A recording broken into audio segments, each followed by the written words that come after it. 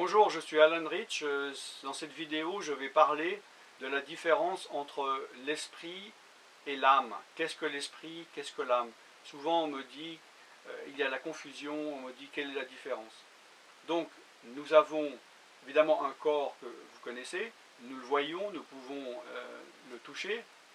Nous avons une âme, qu'on appelle en grec le psyché, d'où vient d'ailleurs des termes comme la psychologie, la science de l'âme, ou les psychologues, les psychiatres, et nous savons très bien comment ça fonctionne.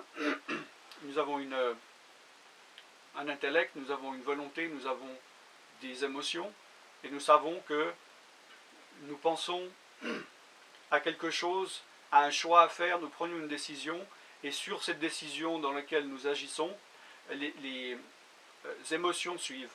Par exemple, si je pense sans arrêt que ça va mal, rien ne va dans ma vie, je vais me sentir mal, je vais avoir des mauvaises émotions, je vais avoir des angoisses. Et évidemment, après, c'est un cercle vicieux.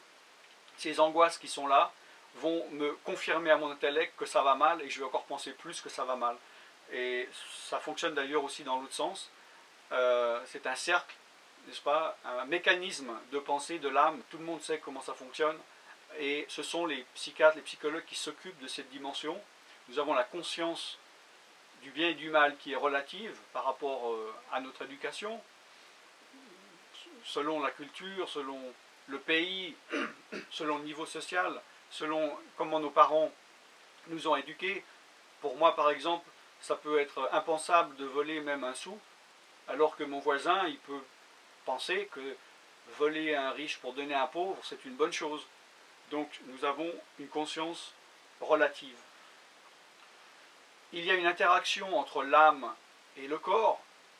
D'ailleurs, des maladies peuvent subvenir, peut arriver, qui s'appellent d'ailleurs des maladies psychosomatiques, hein, de psyché, l'âme, et soma, le corps. Par exemple, si je pense, je m'inquiète beaucoup, j'ai des soucis, ben, ça va créer de l'acidité dans mon estomac et je peux devenir malade. Maintenant, nous avons une dimension supérieure qui est celui de l'esprit.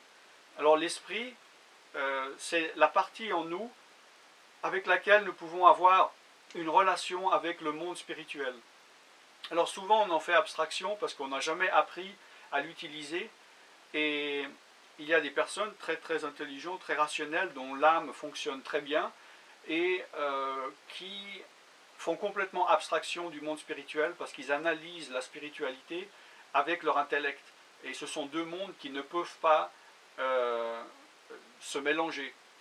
Il peut y avoir un compromis, on appelle ça des croyances ou des religions, où des personnes croient à un concept, croient à des doctrines, croient à des rites, et appliquent avec leur âme ou par leur âme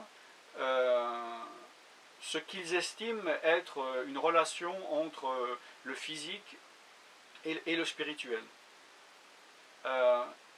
L'esprit, c'est la partie en nous qui devrait avoir l'interaction avec le monde spirituel. C'est pour ça que Jésus-Christ a dit, si vous ne naissez pas de nouveau, vous ne pouvez pas rentrer dans le royaume de Dieu, c'est-à-dire vous ne pouvez pas rentrer dans la dimension spirituelle. Ce n'est pas avec l'âme que l'on peut comprendre, parce que l'âme et l'esprit, c'est comme de l'eau et de l'huile, ça ne peut pas, ou ça se mélange mal, ou en tout cas provisoirement. Et c'est pour ça d'ailleurs que même dans la Bible, il est parlé de croyants charnels et de croyants spirituels. Avec notre esprit, nous pouvons être en communion, en interaction avec le monde spirituel, avec Dieu.